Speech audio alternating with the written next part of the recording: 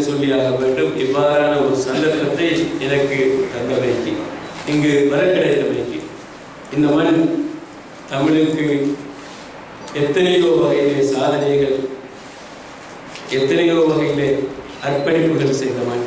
ஆகவே இங்கு வருகை தந்து இங்குள்ள நிலைமையை எங்களுடைய கண்களால் பார்ப்பதற்கும், எங்களால் ஆன இயலுமான எங்களுடைய ஆளுமைக்குட்பட்ட விடயங்களை செய்வதற்கும் ஒரு சந்தர்ப்பம் கிடைத்தமைக்கு இறைவனுக்கு நன்றி செலுத்தியவனாக, முதலில் இந்த வாசிக சாலை பற்றிய ஒரு முக்கியமான விடயம், அது தரமுயர்த்தப்பட வேண்டிய விடயத்துக்கான முழு நடவடிக்கைகளையும் நான் என்னுடைய காலத்திலே நிச்சயமாக நாங்கள் எல்லோரும் செய்வோம்.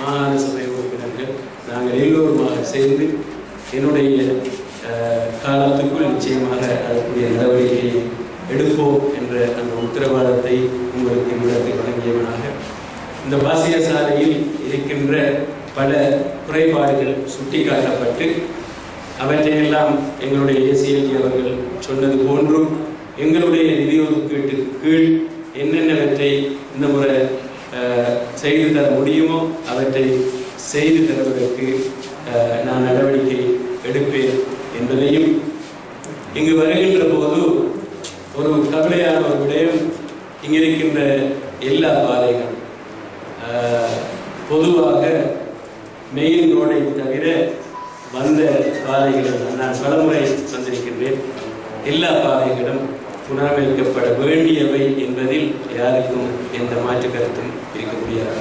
ஆகவே அவற்றை மாற்றியமைக்க வேண்டிய தேவை இருக்கின்றது. எங்களுடைய காலத்திலே சில விடயங்களை நான் நினைக்கின்றேன், பின்னுக்கு பேசுகின்ற போது தொட்டு செல்லலாம் என்று. இந்த முறை சில வேளை ரோடுகளை புனரமைப்பதற்காக நான் அதிகமான பணங்களை கேட்டு ஏறத்தாழ 7,000 மில்லியன் ரூபாய் கேட்டு அரசாங்கத்துக்கு விண்ணப்பம் செய்து எழுதியிருக்கிறேன். அதை நான் என்னுடைய ஒரு தனிப்பட்ட ரீதியில் அதை நடைமுறைப்படுத்துவதற்கான முயற்சிகளை அரசாங்கத்துடன் செய்து வந்து கொண்டிருக்கின்றேன். கௌரவ லக்ஷ்மண் கிரியல்ல அவர்களுடனும் இது சம்பந்தமாக நாங்கள் பேசியிருக்கிறோம். கௌரவ ஜனாதிபதி அவர்களுடனும் நாங்கள் பேசியிருக்கிறேன். ஆகவே நம்பிக்கை இருக்கின்றது. 2 ஒன்று உள்ளூராட்சி மன்றங்களுக்கு உட்பட்ட வீதிகளுக்காக 4,000க்கும் 5,000க்கும் உட்பட்ட மில்லியன் ரூபாய் பணங்கள் தருமாறும், அதே போன்று ஆர்டிடிக்கும் அதே அளவு பணத்தை ஒதுக்கி தருவதற்கும் நான் கேட்டிருப்பது மாத்திரமல்ல, நாங்கள் கிழக்கு மாகாணத்திலே இருக்கின்ற ஒட்டுமொத்தமான ஆவணக்கோவை, எத்தனை பாதைகள், எத்தனை கிலோமீட்டர் நடைமுறைப்படுத்தப்பட வேண்டும், திருத்தப்பட வேண்டும், புனரமைக்கப்பட வேண்டும் என்று நாங்கள் ஆவணப்படுத்தி அவர்களிடம் சமர்ப்பித்திருக்கின்றோம். ஆகவே நிச்சயமாக அவை கிடைக்கும் என்ற நம்பிக்கை இருக்கின்றது. அவ்வாறு கிடைக்கப்படுகின்ற பட்சத்திலே அதிகப்படியான ஒரு நிதி ஒதுக்கீடை இந்த ஊருக்கு செய்வதற்கு நான் தயாராக இருக்கின்றேன் விடயத்தையும் உங்களுக்கு கூறி, இந்த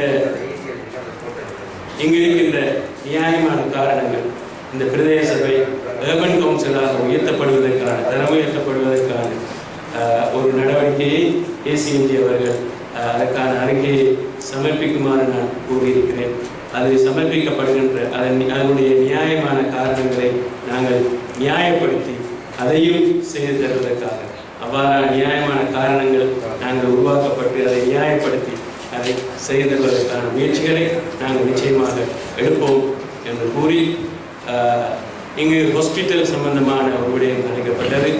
அதை இது உண்மையாகவே இப்போதும் நான் நினைக்கின்றேன், கிழக்கு மாகாணத்திலே ஒரு பாரிய அளவிலே அபிவிருத்தி செய்யப்பட்டு வருகின்ற ஒரு வைத்தியசாலை, அவற்றை எந்தளவு தரமுயர்த்துவதற்கான அதனுடைய நடவடிக்கையை நான் கௌரவ சுகாதார அமைச்சர் அவர்களுக்கும் அதற்கான அறிக்கையை எடுத்து அதற்கான முயற்சிகளையும் நாங்கள் செய்வோம்.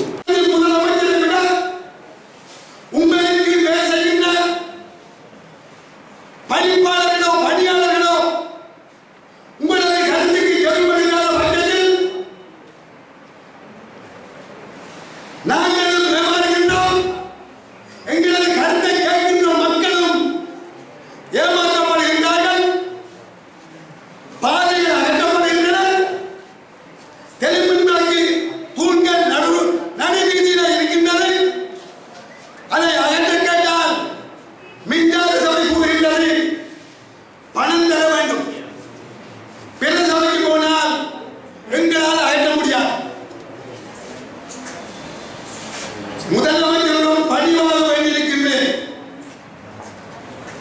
இதற்கு பின் வீதிகள் அமைப்பதா இருந்தால் வடிகால் இல்லாமல் எந்த வீதியும் அமைக்கக்கூடாது.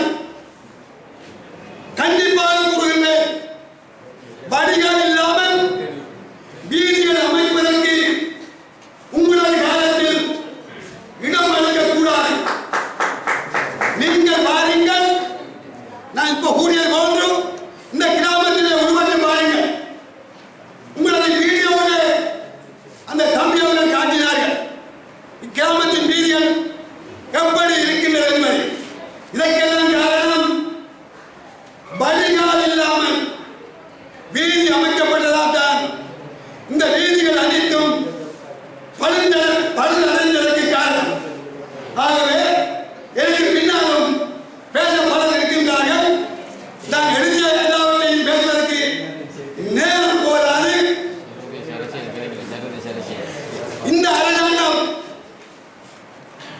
நல்லாட்சி அரசாங்கம் என்று தமிழ் தேசிய கூட்டமைப்பு தலைவர்களும் நீங்களும் நாங்களும் கூறியிருந்தாலும் கடந்த காலத்தில் எத்தனை ஒன்றும் புரிந்த ஏஜிபி உறுப்பினர்களுக்கு மன்னிப்பு வழங்க முடியும். குமரன் பத்மநாதன் அவர்களுக்கு மன்னிப்பு வழங்க முடியும். ஏன் கருணா அம்மான் போன்றவர்களுக்கு மன்னிப்பு வழங்க முடியும். சோறு கொடுத்து கறி கொடுத்து சக்கில ஏற்றி சென்ற தமிழ் அரசியல் கைதிகளை விடுதலை செய்வதற்கு இந்த நல்லாட்சியில் இருக்கின்ற கௌரவ ஜனாதிபதி அவர்களுக்கோ அல்லது கௌரவ ரணில் விக்ரமசிங்கே அவர்களுக்கோ அல்லது அமைச்சர் ராஜிங்களுக்கோ ஏன் அந்த மனநிலை உருவாகவில்லை? ஒன்றை ஞாபகப்படுத்த விரும்புகின்றேன். இந்த நாட்டில் இந்த அரசாங்கத்தை மாற்றி அமைத்த மைந்த ஆட்சியை, கொடூர ஆட்சியை காட்டுக்கு அனுப்பிய அல்லது வீட்டுக்கு அனுப்பிய சிறுபான்மை இனத்தைச் சேர்ந்த இஸ்லாமிய இனத்தவர்களோ